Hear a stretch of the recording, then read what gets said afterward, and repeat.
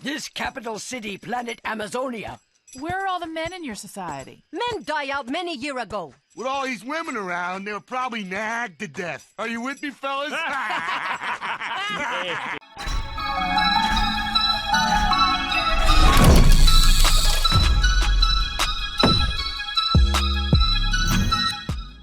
Hey, patrons, today we're going to go into a story about a city full of gold found by King Alexander the Great. And it comes from Midrash Tanhuma, which, once again, I am going through this year, portion by portion. I'm going to finish the work by around September, October.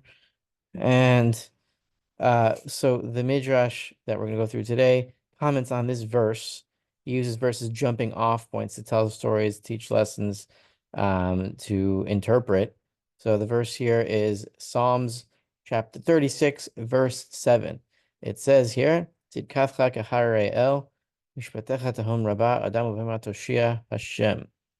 Your beneficence or your justice, could translate it as justice or beneficence, is like the high mountains. Your justice, like the great deep, or your laws, like the great deep. Man and beast you deliver, O Lord.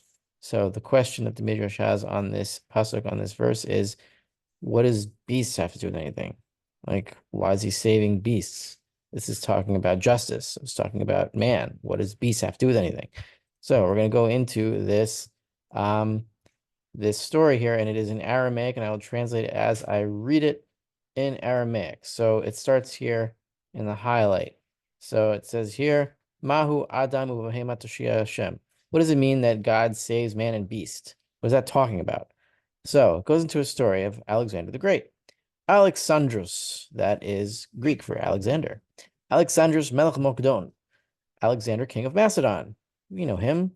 Azal legabe malka katzia la'achore hare choshech. So Alexander the Great, Azal is halach. He goes to the king of Katzia, behind the mountains of darkness. Azal Medina chada dishma Kartinda. So he goes to a certain country, one country. Its name is Kartinda. Now I looked in the other girsas of the story, the other versions of the story, and this is probably a typo. The name of the city, I think it's a fictional city, because this is a mashal. This is just a proverb, or what do you call it? Like a fable, right? I don't think it's historical. But the other version of the story has the name Cartagena. So Carta is the Aramaic word for city or urban place, and Gyna is obviously a woman, as in gynecologist. So Cartagena would be city of women, right? Tihi Kula Dinashim. It says here this city is all women. Therefore, this is probably a typo. It should say Cartagena. Nafku Kadamute. So the people of the women of Cartagena go up to Alexander the Great. Amrule, I at avadet iman krava v'nitzachtlan, and they say to him, if you've come here to conquer us in battle and you beat us, shimcha nafik be'alma de machoza de neshaya itrichat. Your name will go out in the world as someone who beats up women, right? V'i anan avdin iman imach krav v'natzchan lach. And if you've come to fight us and we beat you, Shimcha Nafik Be'alma Dinashya Avdin Imach Krav V'natzchalach. A name will go out, your name will go out to the world as the guy who was beaten by a bunch of women, right? And this this story is part of the general fables or myths that there are these cities of women, like Amazonian women, who are very strong and good in battle. That's where Wonder Woman comes from. So this is another version of that. Me hear people, but me not see people. No big deal. Everybody make mistake. Well, hello. I usually don't say this, but you are the most beautiful trio of gigantic ladies I've ever laid eyes on. V'tuv late at kaim kadam malchu. And if either of these happen, either you beat us or we beat you, you will never be a great king again, because people will make fun of you either way. Ki nafik katav al tara pile.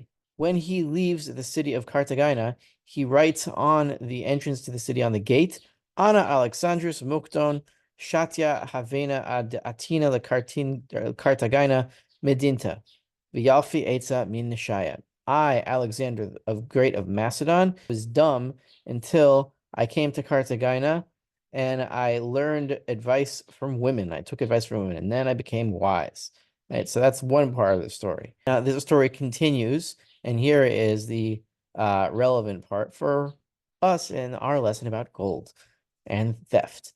Azal medinta achari dishme Afrique. He goes to another city or another country called Africa. Right? I don't know if it's actually Africa or some place in Africa or it's some exotic place is the point. They come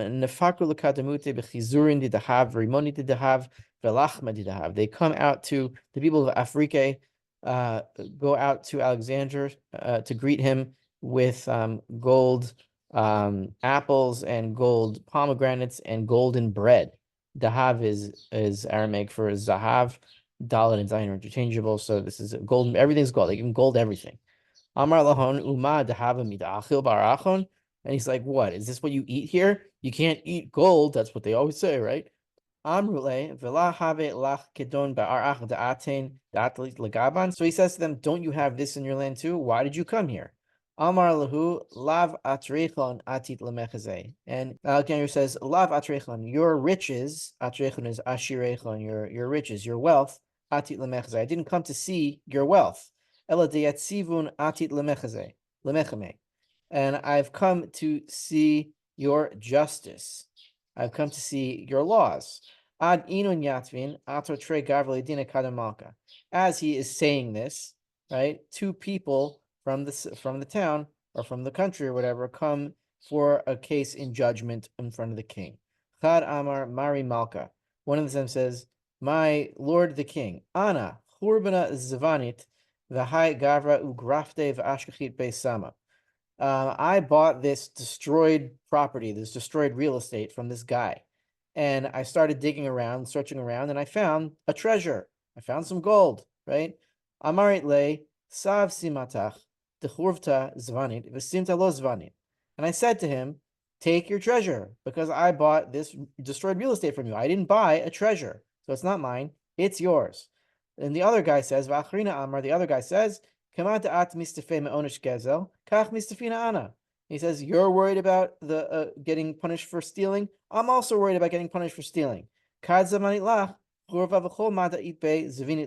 When I sold you what I sold you the destroyed real estate, the destroyed house, or whatever it is, and anything that's in it. I sold you the whole property. That includes all the treasures that you might dig up in there. It's yours. Kara, and you could expect this actually from a place where everything is so full of gold that they give Alexander golden bread and golden apples and golden pomegranates, and they just like that's their gift, right? Because there's so much gold in this country that they don't want to steal from each other. They have enough wealth, so they're worried and they want to be moral. So they say, no, this is yours. No, this is yours. Well, what do we do? So they're not going to the judge to claim the gold. They're going to the judge to claim the other guy has the gold, right? It's the opposite of what you would expect. That's how rich this place is. Maybe it's like El Dorado or something. So anyway, Kara Malka Lachad Minhon. The king calls one of them. Amar le it lach bar dachar. Do you have a male son? Amar le hen. And he says, yep, I do. Karla Acharina. He says to the other guy, Amar le it lach brat nukva. Do you have a female daughter? Amar le hen. He says, yeah, I do. Amar lahon yizlun v'yinsav dain l'dain v'yechlun sama tarwehun. So he says they should go and marry each other, one to another, and then they can both benefit from the treasure. So this is an interesting answer because my daughter had said when I told her this story, why don't they just split the treasure? Well, splitting the treasure would be problematic because if you can't determine who the treasure belongs to, then if they split it, then somebody is stealing half from the other person. So that's not the perfect solution.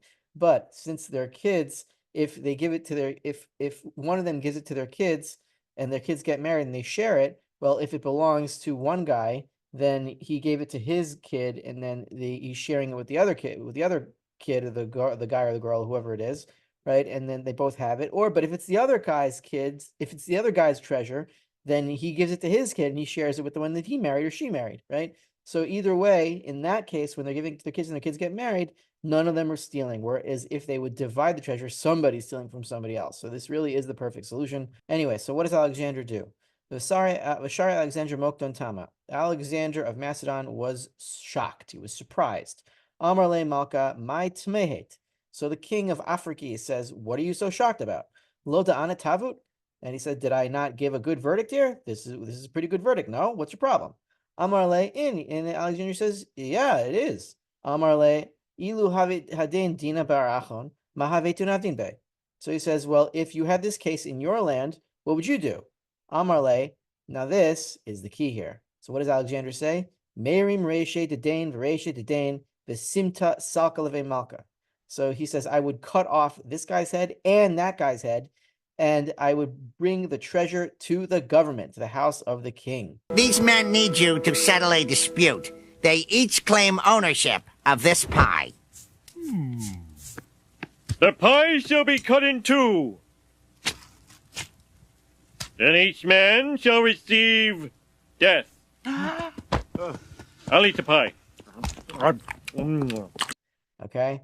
Why I looked in the commentary for why Alexander would do that. It's because all treasure that's buried underground belongs to the government in Macedon and Greece. And since both of them are trying to keep the treasure for the other person, then they're both trying to steal from the government, and therefore they get put to death. Now, that sounds pretty extreme, but that actually is the law here in Israel, that anything that is found, old archaeological, gold, silver coins, whatever, it belongs to the government. If you keep it, you are fined. You're not killed, but the principle is the same, that all the buried treasure belongs to the government. It is stealing by the government, and it is not good. So we'll continue, we'll conclude the story thus, and here it goes. Remember, this story is to explain the verse, Adam uvahema toshi Hashem, that God saves man and animal, and what does animals have to do with anything, with God's justice? So here is the answer to that question. Amarle, the king of Africa, says to Alexander of Macedon, V'shimsha dancha alechon? Do you have sun in your land? Amarle hen. So Alexander says, yeah, we've got sun. Sun shines. Amarle, umitra nachit alechon? Does the rain fall in your land? Amarle hen. Yep, we got rainfall too. Amarle, dilma it baracham be'ir dakik? Do you have sheep and goats in your land? Amarle hen. Yep, we got sheep and goats. Amarle, zil tipach ruche ditahu gavra bizchut be'ira dakik o shimsha dincha alechon umitra nachit alechon. The king of Africa says, it's only because of the merit of the sheep and the goats that you have rain and sun in your land. And because of the sheep and the goats, you are saved, right? Because you, Alexander, are a thief and a murderer. And the only reason that you're still alive and your country is still alive and there's still people in Greece is because you have sheep and goats, and God takes mercy on the sheep and the goats. And that's why you're still alive, because you're clearly an immoral person.